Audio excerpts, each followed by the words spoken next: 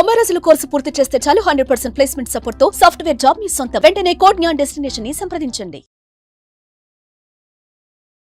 Hi hello నమస్తే, welcome back to Suman TV. ప్రస్తుతం మనతో పాటు ఉన్నారు ఫ్యామిలీ కౌన్సిలర్ రజనీ రమ గారు.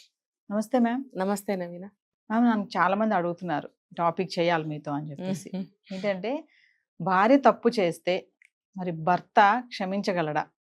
అది ఎలాంటి తప్పు అయినా సరే మరి ఆ మనసు ఉంటుందా? ఒక తండ్రి లాగా ఒక కూతురు తప్పు చేస్తే తండ్రి క్షమిస్తాడు కదా, కన్న కూతురు కదా అని. మరి అలాగే మరి భర్త స్థానంలోకి వచ్చినటువంటి వ్యక్తి తప్పు చేస్తే క్షమించే మనసు ఉంటుందంటారా? వస్తుందా? అసలు ఉంటుందా అంటే చాలా మందికి ఉండదు, 99% ఉండదు. 99% ఉండదా? మరి ఉందా? నేను చూసిన ఎవరండి క్షమిస్తున్నారు? అంటే ఏ తప్పు చేసినా కూడా అంటే చిన్న చిన్నవి తీసేస్తే కొన్ని పెద్ద తప్పులు కూడా చేస్తుంటారు. మరి అలాంటప్పుడు ఎవరు క్షమిస్తున్నారు? పరువు హత్యలు ఎందుకు జరుగుతున్నాయి? పరువు హత్యలు జరుగుతున్నాయి, పనిష్మెంట్స్ ఇస్తున్నారు, విడాకులు తీసుకుంటున్నారు. ఒక భార్యాభర్తలే కాదు, బిడ్డలు కావచ్చు, రిలేషన్లో కావచ్చు. మరి క్షమించకపోవటం వల్లనే కదా రిలేషన్స్ అన్ని కట్ అయిపోతున్నాయి. సిబ్లింగ్స్ రిలేషన్స్ కూడా కట్ అవుతున్నాయి. కొంతమంది పేరెంట్స్తో కట్ చేసుకుంటున్నారు. మరి రకరకాలుగా రిలేషన్స్ కట్ అయిపోతున్నాయి. ఎందుకు? క్షమ లేకపోవడం.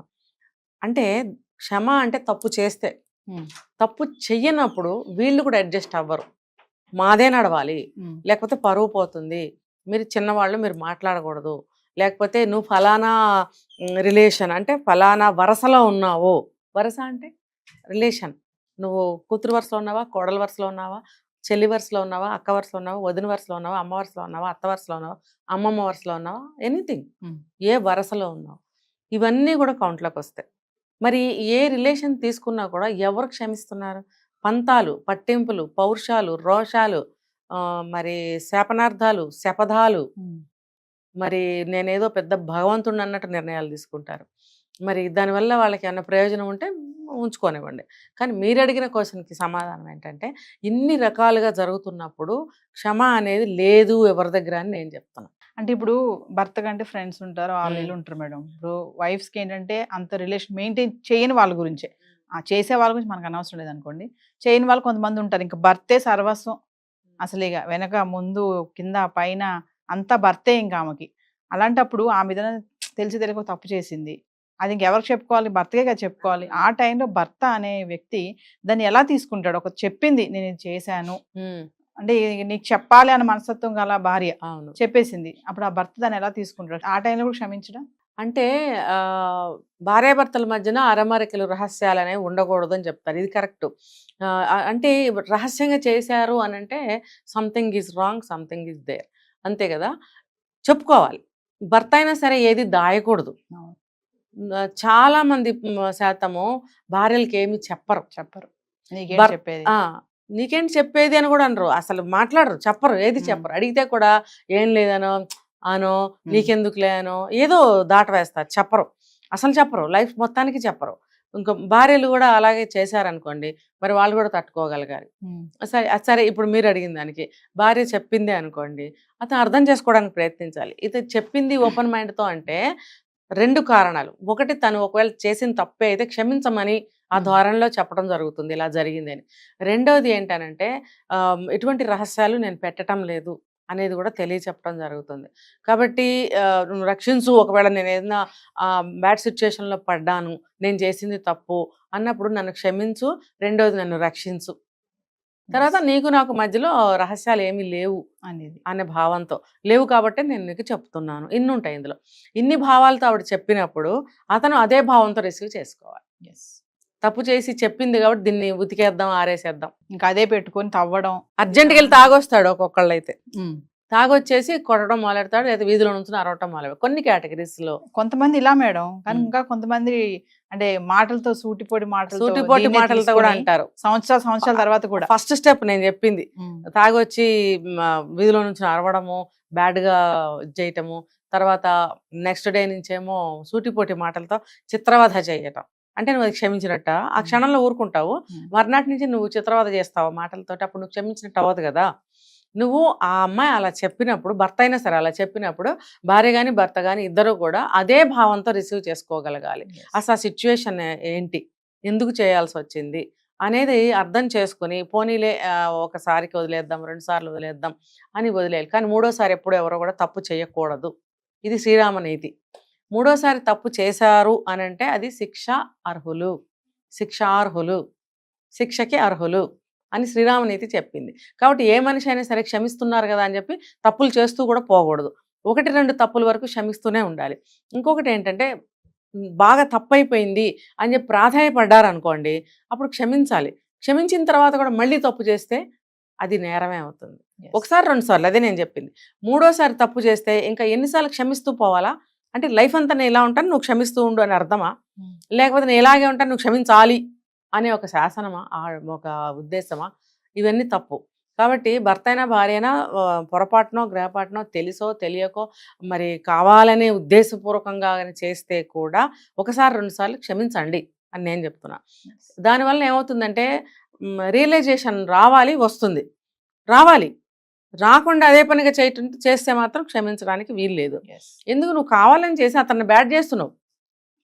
తర్వాత అన్నీ వదిలేసుకుని వచ్చిన భార్యని నువ్వు మొదటిసారి క్షమించడంలో తప్పు లేదు, 2 సార్లు క్షమించడంలో కూడా తప్పు లేదు. అదే పనిగా తప్పులు చేస్తుంటే నువ్వు తెలియజేయాలి. నువ్వు ఇలా తప్పులు చేస్తూ పోతే మన సంసారానికి, మన జీవితానికి ఇది చాలా చెడు జరుగుతుంది, నువ్వు నీ పద్ధతి మార్చుకోవాలి అని చెప్తూ కౌన్సిలింగ్ ఇస్తూ ఆమెను మార్చుకుంటూ ప్రేమగా ఆమెతో వ్యవహరించినట్టయితే ఆమెకు కూడా ఒక గిల్టీ ఫీలింగ్ వచ్చి పరివర్తన వచ్చి మారటానికి అవకాశాలు ఉన్నాయి. అంటే మీరు అడిగారు ఏ తప్పు చేసినా అంటే కుటుంబానికి ద్రోహం చేసే తప్పులు కూడా జరుగుతాయి. అది తను రియలైజ్ అయ్యి నేను మళ్ళీ జన్మలో చెయ్యను అని శపథం తీసుకుని భర్తని కాళ్ళవేళ్ళ పడి భర్త అయినా సరే బతిమలాడుకున్నాడు అనుకోండి, భార్య అయినా సరే బతిమలాడుకుంది అనుకోండి, క్షమించటం అనేది అది మంచి పద్ధతి. భగవంతుడు కూడా చెప్తాడు, ఏ తప్పు చేయని వాళ్ళు రాయి ముందు విసరండి అని చెప్తారు. మీలో ఏ తప్పు ఎవరు చేయకపోతే ఆ తప్పు చేసిన వ్యక్తి మీద ముందు రాయి వేయండి.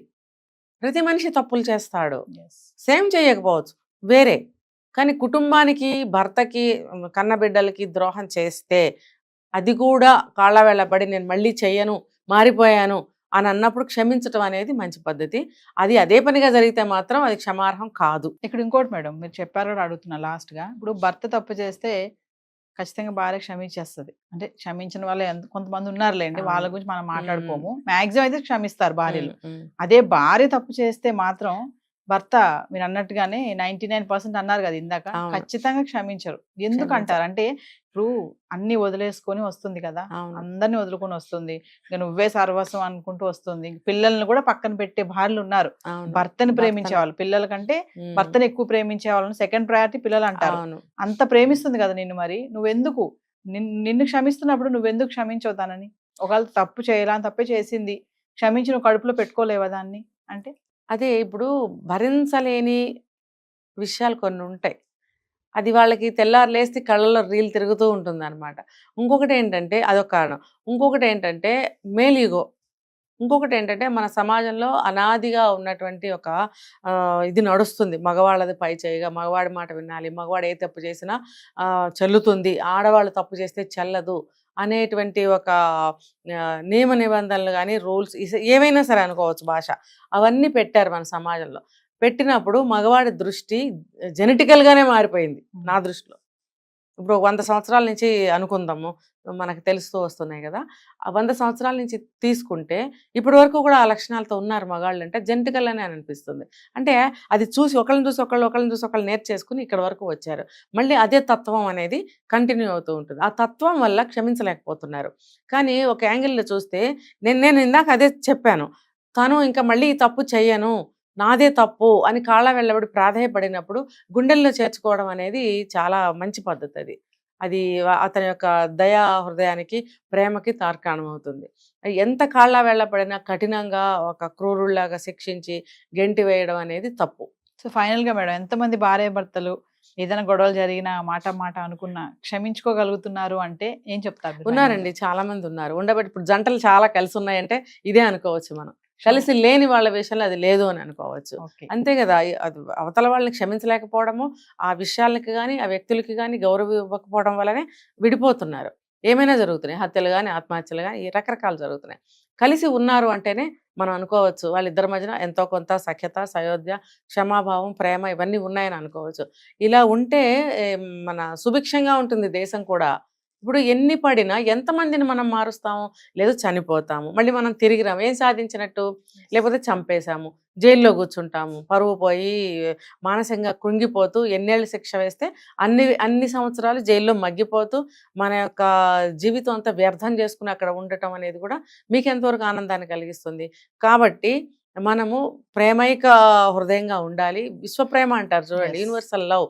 అంటే అందరినీ ప్రేమించగలగాలి, అందరినీ క్షమించగలగాలి, శాంతిని కోరుకోవాలి. అలాంటప్పుడు ప్రతి కుటుంబం బాగుంటుంది, దాంతో పాటే సొసైటీ కూడా బాగుంటుంది. Thank you ma'am.